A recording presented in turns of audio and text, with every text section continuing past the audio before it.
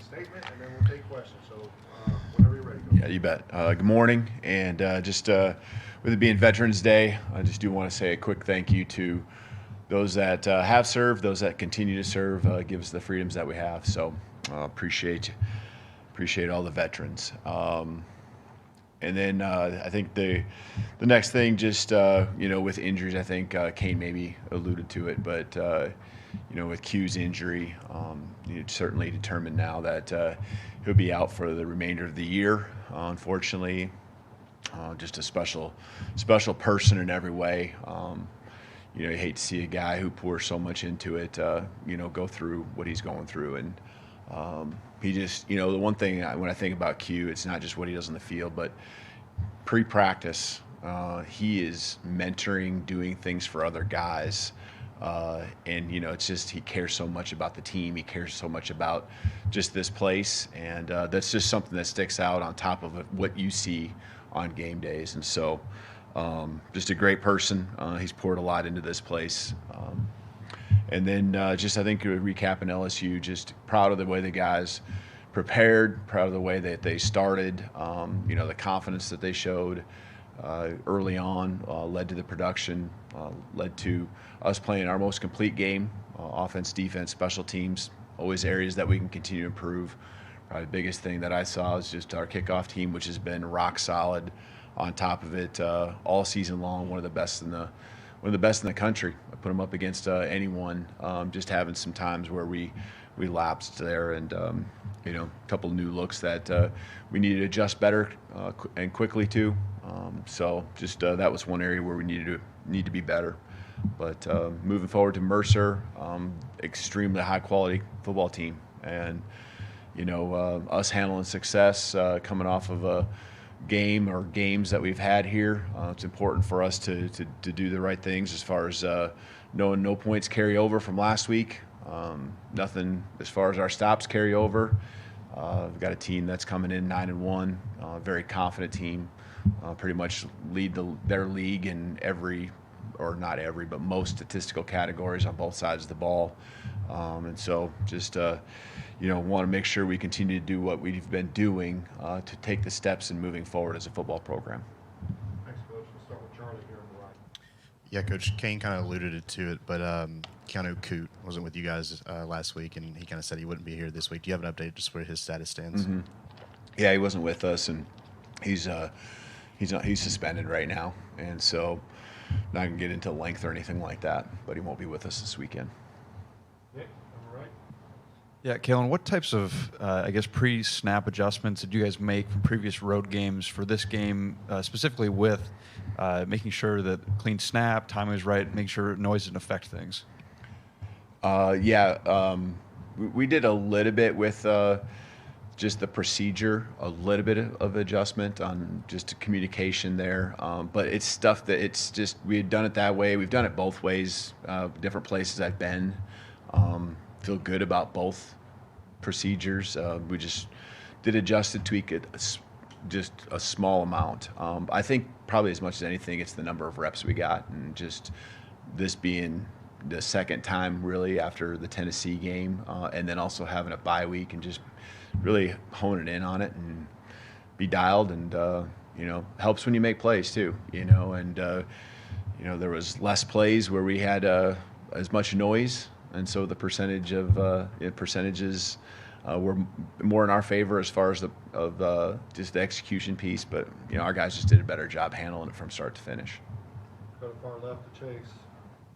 So if this comparison is a reach, then feel free to shoot it down. But 2 years ago, your first season at Washington, you won a huge game against Oregon. It was a November road game, just like LSU. You had 2 losses at the time, just like LSU. Mm-hmm. You win that game, and you hit the streak where you don't lose again until the CFP this past January. Was that Oregon game a catalyst for the culture you were trying to build there? And can this LSU win be similar that way? Mm-hmm.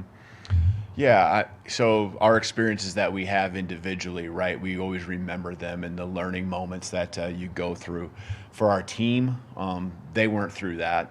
But for me, just, you do take in those times, whether it's that season or 10 years ago. There's just things you go through that were part of the process then, that you try to remember and try to figure out what worked and what didn't, to keep the team moving in the right direction. And honestly, it's really simple. You got momentum to build off of. You make sure you take advantage of it, and then you also continue to just keep the pedal down, keep focused on what you believe in.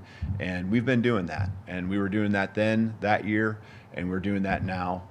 Just stay in the course, and just because all of a sudden, you kind of feel like you get over a hump doesn't mean, you can just let off, because it's about the next play. The next one's the most important one, and that's good. That's been our focus really since day one. It's just that now the execution, the number of reps, all of those things are helping us execute better. And so, questions probably, Nick was just up here. How were we able to, be more productive? Well, our execution is better. We weren't behind the chains, and so the playbook's more available to you. It's a lot easier to call plays, and so just all those things, those experiences that you're referring to, yeah, I'm certainly aware of those, and it feels a lot like that. But it doesn't guarantee, right? It doesn't guarantee us anything. We got to keep moving forward, build on the momentum that we have right now at this point in the year. Staying on the left side, let's go to Tony. What development have you seen from the backup quarterbacks in your unit, Ty and Dylan and Austin, this season working behind Jalen? Yeah, good question. Because you don't see them. We get to see them, and this is what I'll tell you, that the work that they are putting in,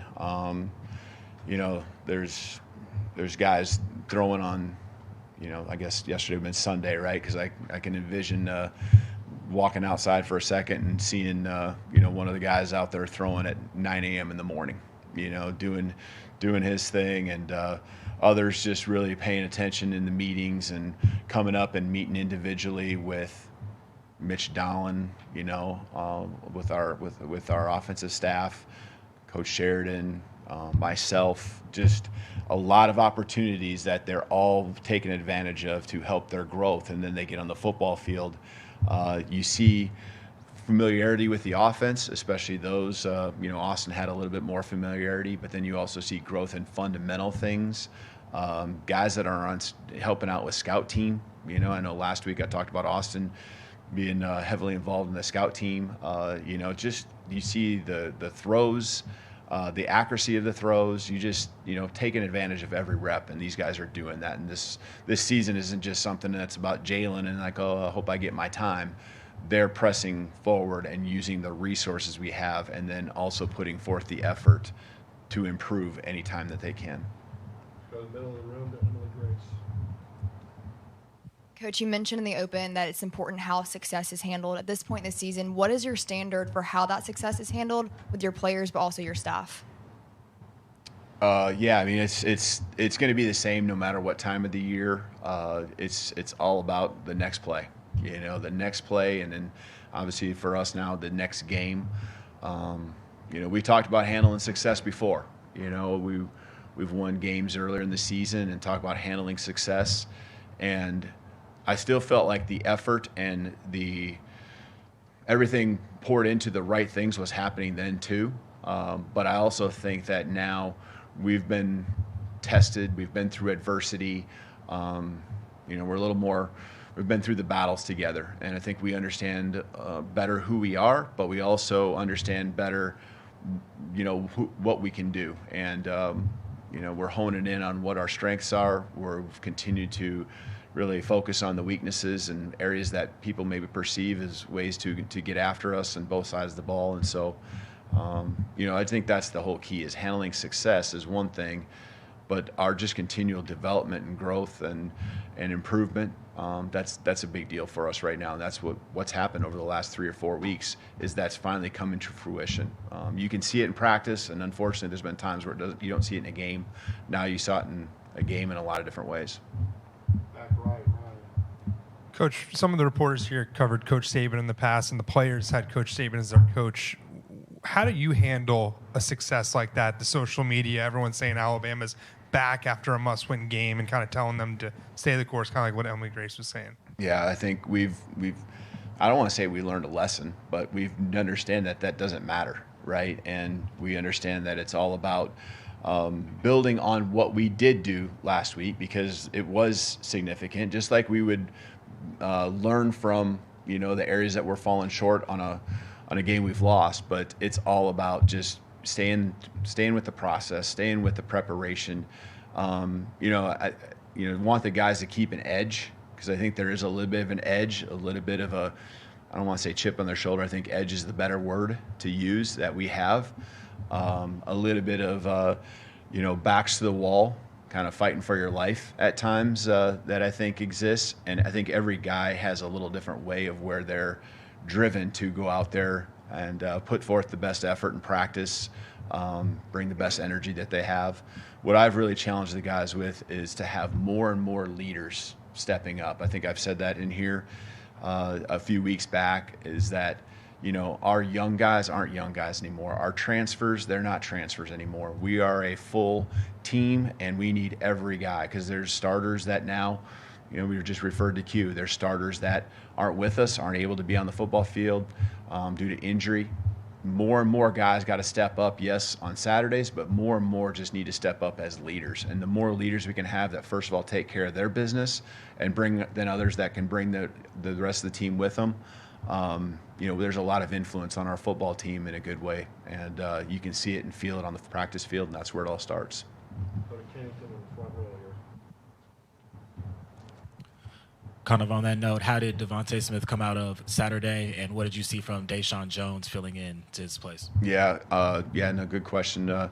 With Deshaun, he's been just right there, ready to go. We've moved him around a little bit with positions, just because he's a very versatile player, and he's got game experience. With his past and coming in, just kind of learning things and being ready to go. I'm really proud of him for that. So I'm excited about his growth that he's had, and the opportunities he's taken advantage of, like he did on Saturday. With Devonte, that would be something I think just throughout the week we'll continue to manage and kind of see where he's at. I haven't heard the update today, but I think he'll be fine as the week continues on. Opposite side here. Let's go to Colin. Hey, Kalen, kind of going off of a couple questions, but I mean, LSU isn't traditionally a game where you get to see kind of younger players, second string. The game had been decided at that point, but to have guys like Richard Young or Ty, or guys that usually may not get to experience Tiger Stadium until they have to, until the job is theirs. What was it like to, I guess, see those guys in those roles, those younger guys, both on offense and defense, kind of be able to go up to that? Yeah, you're happy for them because they work extremely hard. Those guys, as we said, quarterbacks are working extra, putting extra time in. Getting our running backs, you alluded to with Rich, getting out there on the football field. All these guys that work extremely hard, getting a chance to go out there, be rewarded. That's what it's all about. And we're a team, and it's not just the 11 guys that are out there starting on each side of the ball. So I'm happy for them, and glad that we executed well enough to where we were in that spot to where those guys get a chance to go out and perform. And when they get their moment, they're taking advantage of it. They've done it a number of times throughout the year. Okay, we got time for a couple more questions, starting with Jack here. Hey, Kalen, you talked about leadership. Obviously, Tyler Booker's gotten a lot of praise in that regard. How big has he been? And when you think back to when you first arrived, how big was he at that time, just to have some stabilization with the players as you kind of got settled in? Yeah, there's been a number of leaders on our team that have really, since day one, been critical for us. The questions about Book, I can't give him enough praise, and I can say this because I know he handles it, and he can handle it well, and it's not something that goes to his head. He is so passionate about this place. He's so passionate about being the best he can be. He's got a resiliency, I think, and just, that has helped us as a team also have that, level of response to adversity that's been positive. He just keeps pushing. He's got respect amongst his teammates at the highest level.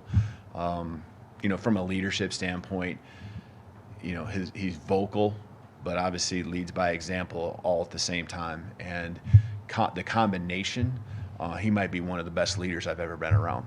And so I know that's saying a lot because I've been around a lot of really good ones. And, when you put those guys in that category, he's really special. And it's because he takes care of his business, 100% of the time. And he's pushing others to make sure that they're their best too. And I think that's what great leaders do, is they bring the best out of everyone else around them.